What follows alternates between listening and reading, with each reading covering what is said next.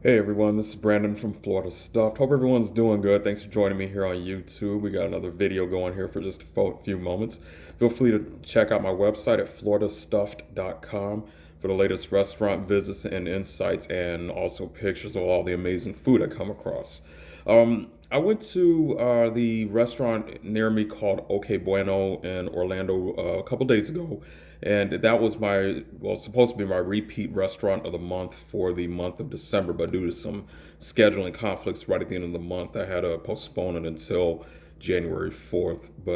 And in any case, I hope everyone's doing good. The restaurant in question I had visited back in 2016. It was actually one of the few restaurants that started Florida Stuffed in the beginning, one of my earliest restaurant visits, and I wanted to capture my impression of this place. And Okay Bueno is a very active Colombian restaurant. For those of you that are not familiar with Colombian food, it's actually one of my favorite Latin cuisines next to Cuban. I love all Latin food in general, but definitely Colombian Cuban I enjoy the most. The experience at the restaurant left me a little bit in doubt this time. While I was very happy with the food, the service kind of left me with mixed feelings in the end at the restaurant, and I'll get to that in a moment. The restaurant itself is very active, especially on a Friday and Saturday night. I decided to sit in the bar. It's a very comfortable restaurant. You can bring groups, go on a date and sit by yourself like I did. I was alone on this visit, and I decided to stay at the bar, which is actually pretty comfortable considering I don't do the bar scene in most restaurants. I had ordered a dish called well, I see it here, it's the picada Oh Que Bueno, and this was actually a kind of a complicated dish. It was actually a little too big for me to tackle, which that's the first time for me admitting that in my life, I think. It's a dish I would consider it a large sampler dish. I would recommend for maybe two, maybe three people. Let's just say I didn't finish it all the way, but it features a ton of items featuring corn cakes. It also features, there's such a big list here. We have everything from corn cakes to tostones to fried pork, Spanish sausage, black sausage, and flank steak, and a couple other surprises and potatoes. And it was a very fun dish to explore, even though I finished probably less than half of it. I guess it was a little too big for me to tackle. Normally, when I go in, I'm hungry, but it was definitely a good dish. I was actually very happy with the dish overall. It had a lot of fresh components to it. I think I like the Spanish sausage and the fried pork as far as the meat components. I think the only part of the dish I didn't really care for was the corn cake. Surprising, I'm usually a big corn cake guy at most restaurants I've tried them at. As amazing as the corn cakes appeared, I just didn't like them. They had a very nice presentation, but they had a little moisture on the inside, but the outside was very dry, which made them a little hard to break down and chew, if you know what I mean. It didn't really do it for me. They looked great. You can see it on the pictures on the website. They look awesome, but just couldn't eat them. I don't know why. But the rest of the dish itself was really good, and I also helped myself to a glass of Hennessy. I'm not a big alcohol drinker on my visits, but I decided to kind of let loose this time and have a little sampling of some Hennessy. Now, I am a big Jack Daniels guy. I'm a big whiskey guy, but they don't offer that, so I had to reroute. But I have plenty of that at home, so we're good on that. The service kind of left me mixed feelings. I mean, you guys that follow Florida Stuffed follow me and know me personally. For those of you out there that do know me, that I'm a little concerned about customer service in a lot of our restaurants. One thing that people may or may not catch on at a majority of the restaurants I've surveyed during the last 3.5 years is the service is not up to par, and this is a case that I keep coming across.